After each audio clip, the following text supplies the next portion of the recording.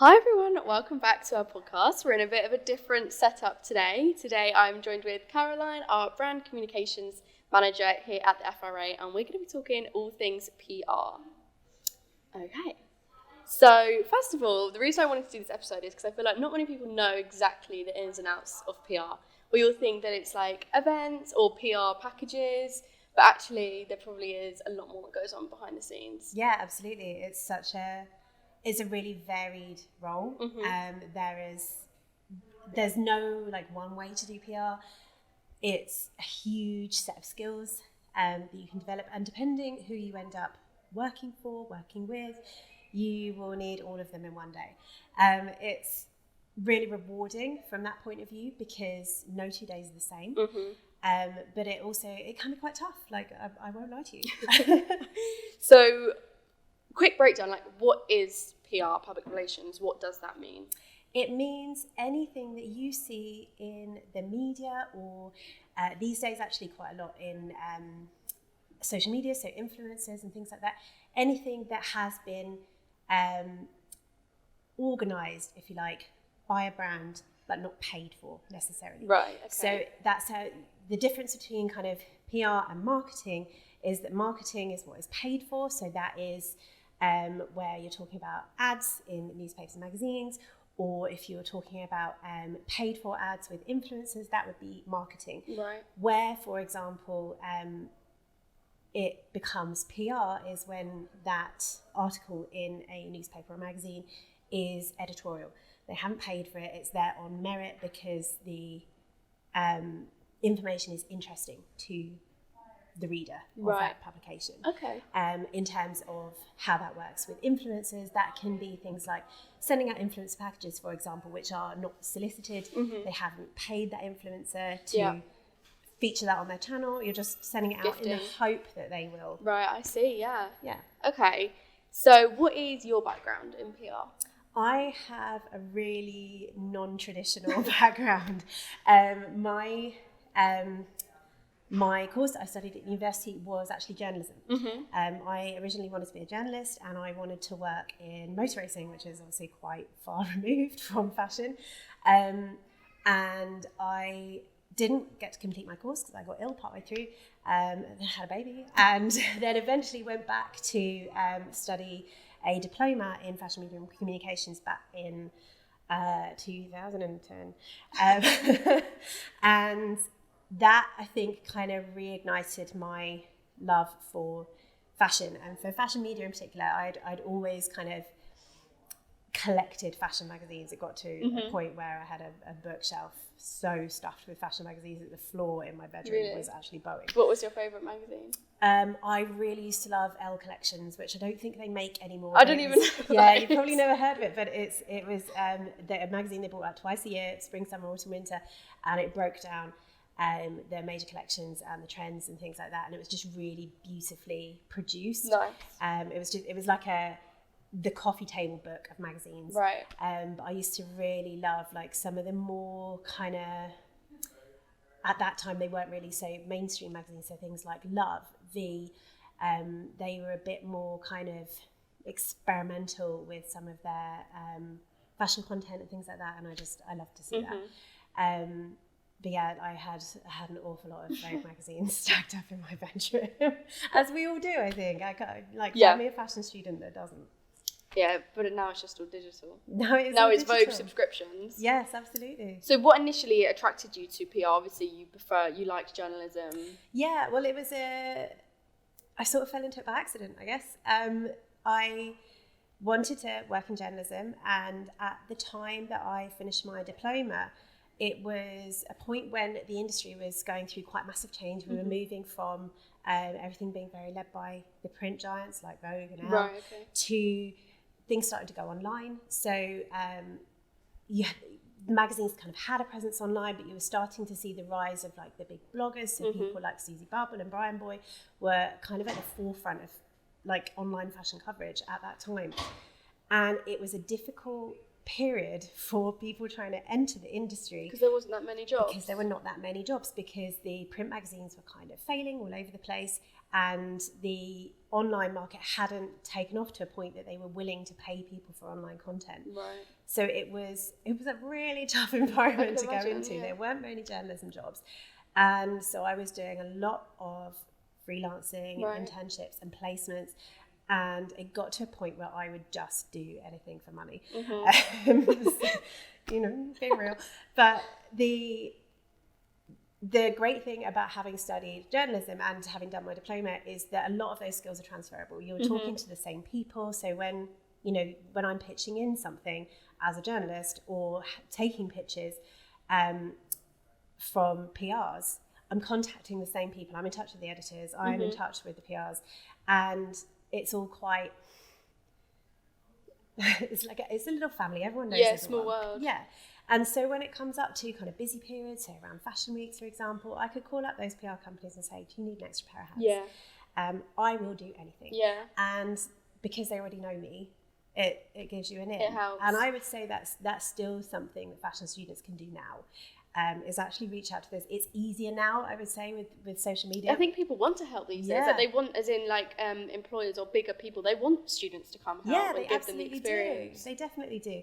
And I think that that's something that's really grown. It wasn't so much a thing. I think people were a little bit suspicious of students back then. And it's really nice to see now how much the industry embraces those kind of entry level young people. Yeah, and really wants to help them, wants to see them progress, because they know that they've got to fill these jobs later on down the line. So you may as well be nice to these people now, because they'll remember you later. And that goes both ways. So if someone like me, a student, wanted to work in PR, what sort of things would I study, or what courses are there that are out there that I think, you can study something like journalism, you can do something like in communications, but I would say that you don't need to limit yourself. Right. Because PR is so broad, because it's a lot of different skills, there's a lot of things that you will learn on courses such as visual communications and styling, which doesn't sound like it's necessarily PR, but actually a lot of those skills are things that you would fit into PR. Like in my previous role, for example, I commissioned an awful lot of press photo shoots, which I didn't imagine I'd be doing when I got into that role. Right, But having a background in styling and understanding how to set up a photo and look at a shot and be like, okay, that works, that doesn't work, was really valuable. And that wasn't in fashion. But my fashion background actually helped me. So more onto help for the students, obviously. Once, let's use me as an example, after I graduate, what are the entry roles out there that I should be looking for if I want to work in PR? The sort of ground level roles would be things like PR assistant, or press office assistant, press office admin. There can be also things like studio assistant, depending on where you want to work, what you want to achieve.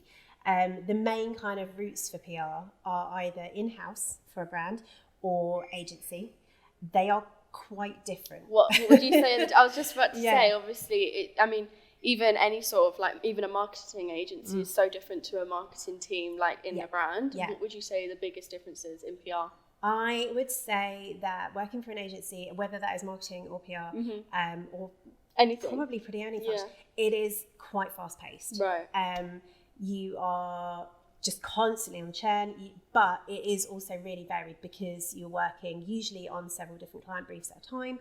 So you never get bored, which is a nice thing. Not that you can get bored in-house, I'll just point that out right now. But it's non-stop. It is non-stop, but it can be really quite rewarding for people who thrive on that sort of environment.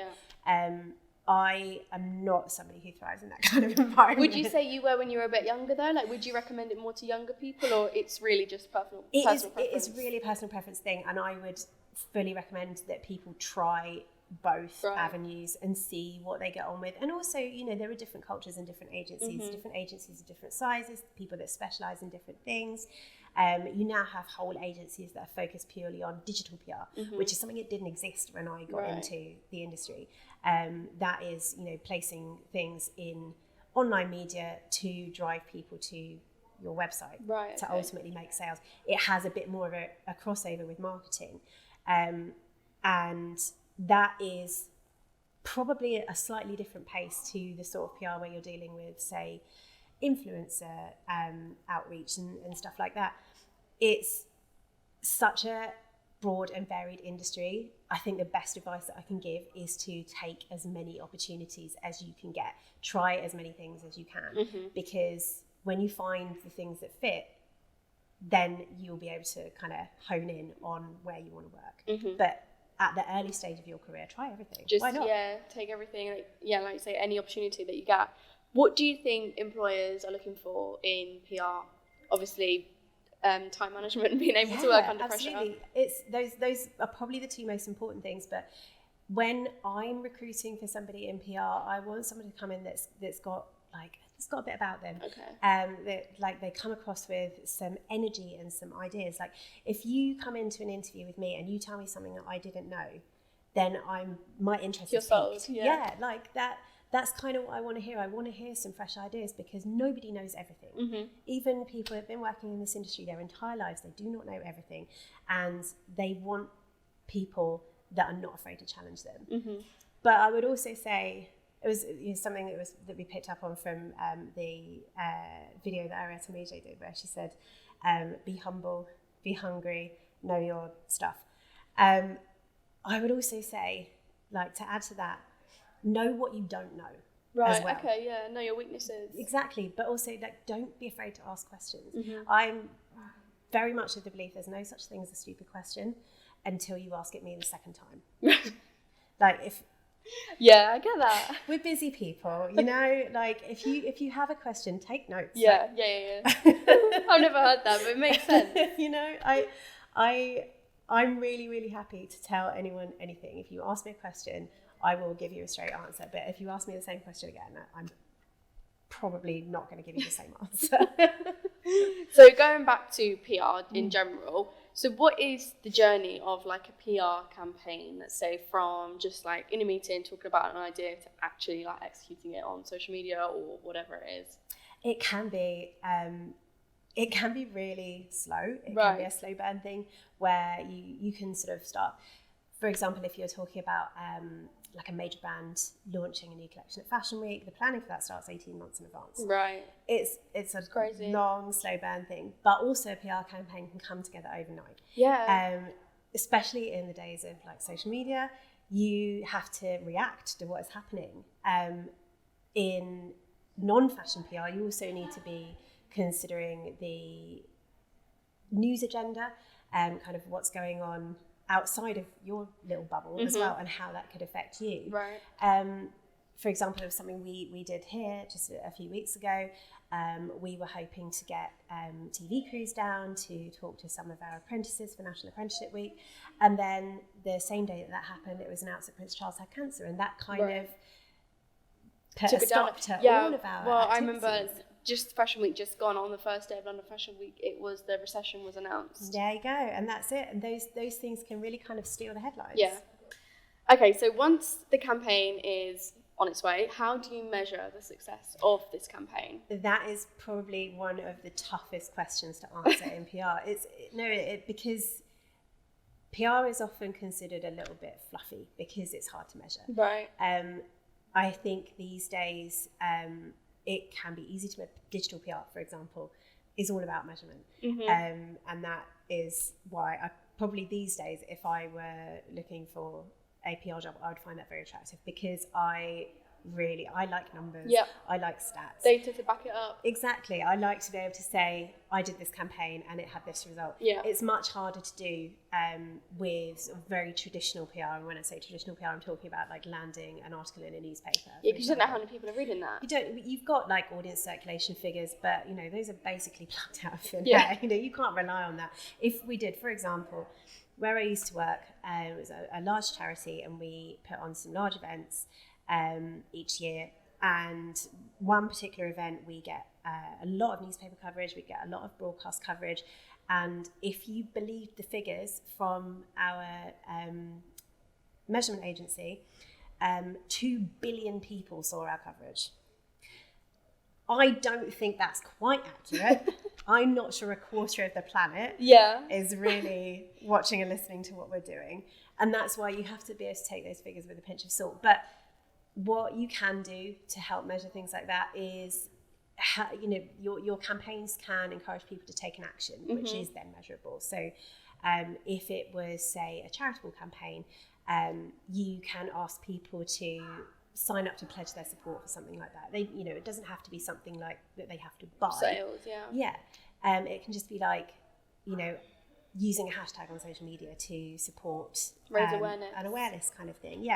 And that makes it more trackable. Then you are sort of leaning over into other teams and other specialisms, but that's actually a good thing. I think that collaboration is the key to a really successful campaign. Okay, interesting.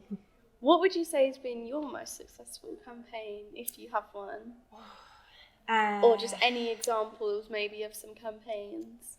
Yeah, I mean, I've worked on some pretty big things in my last job when I was at the RHS, which they run the Chelsea Flower Show, and my role there was to manage PR for the 5 RHS gardens.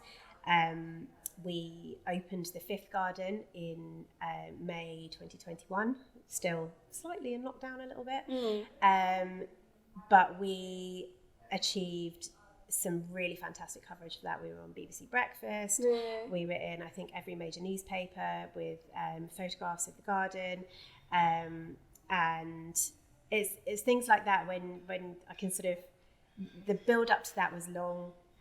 It was a good 2.5 years, I would say, in the making that we were building up to that opening. Yeah. What made that one so successful compared to the others? Was it a time of year, or just like, was it a bit of luck, or? It's really hard to say. I don't even know if I could necessarily say that's the most successful, but it's kind of the one that stands out to me, I think, because I worked on it for so long.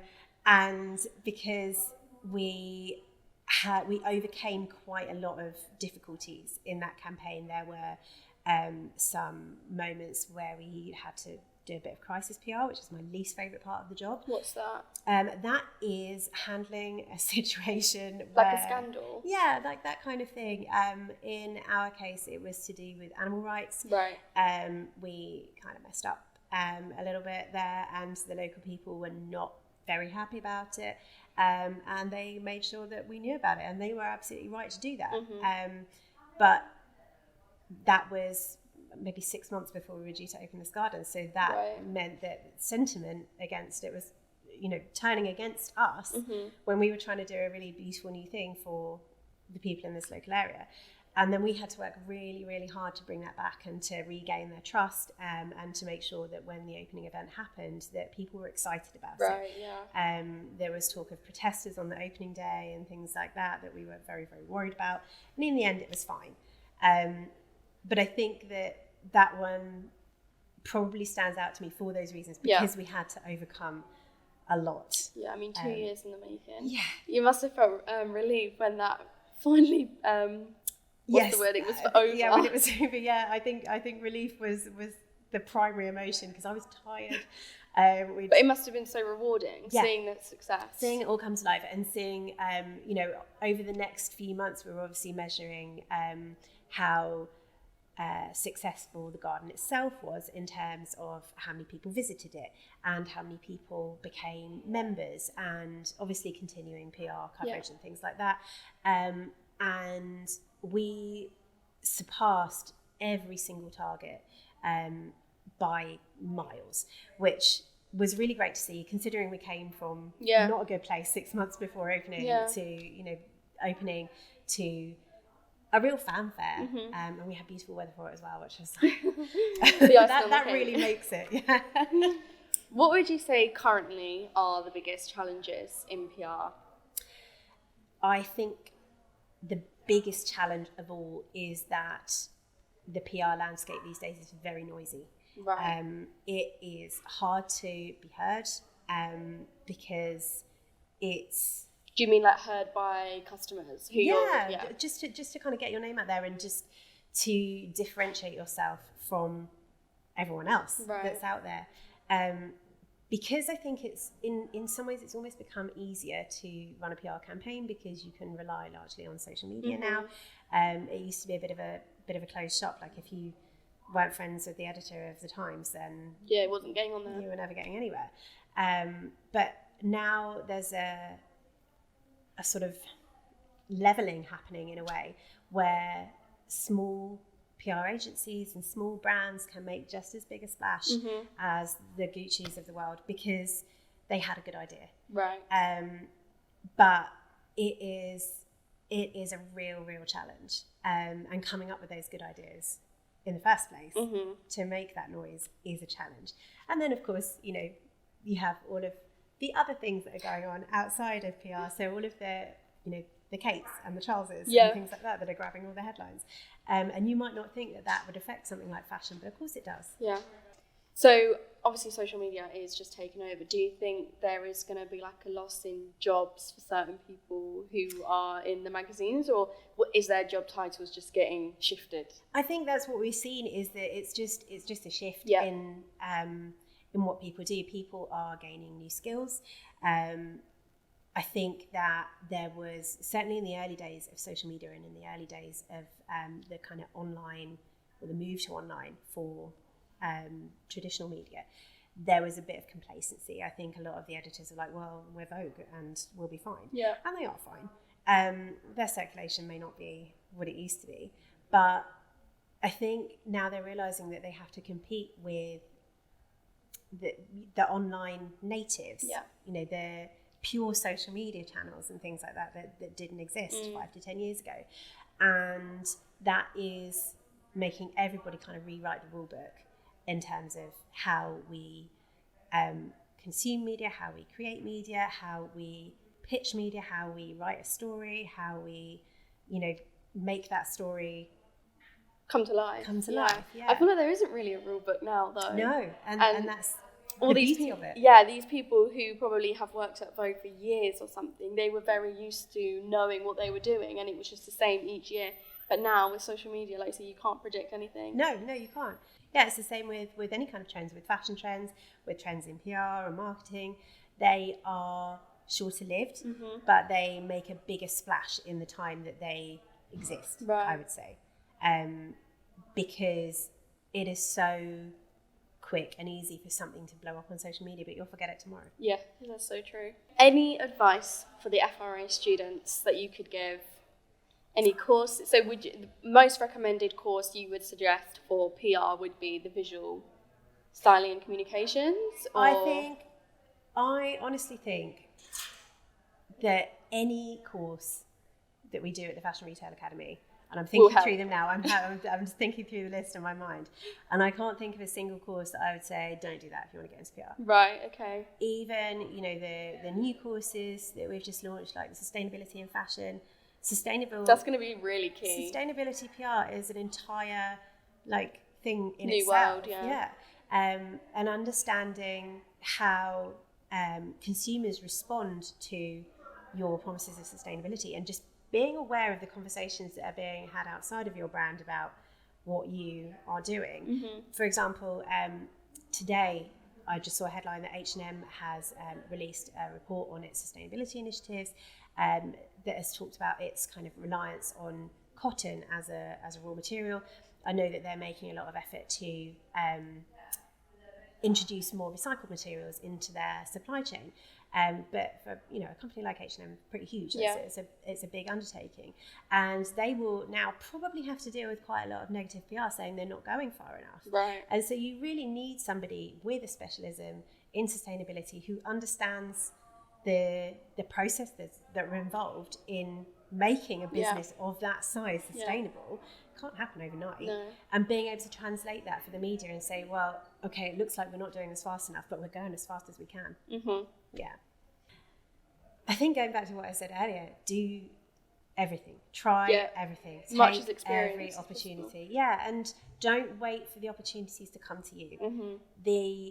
The thing that you have to keep in mind about a career in PR is that it is all about being proactive. Right.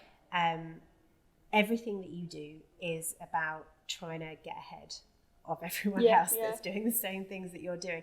And that also applies to your career journey. So even if you are a year away from graduating, don't be afraid to reach out to potential employers now, or people that you think, you know, you might want to connect with on LinkedIn or Instagram or something like that. Yeah, do it now. never too early. It is never too early to make those connections and build your network, because you never know what might come out of it. You know, they might say, oh, hey, you know, we actually could do with an extra pair of hands.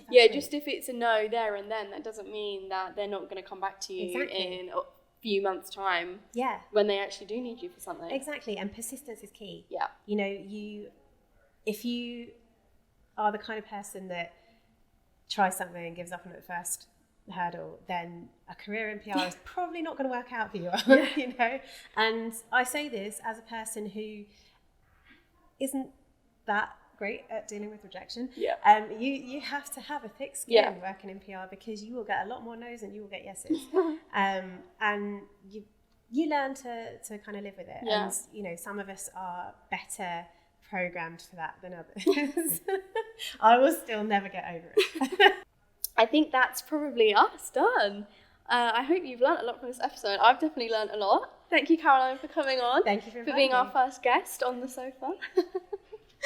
And we will see you next week for our next episode. Thank you.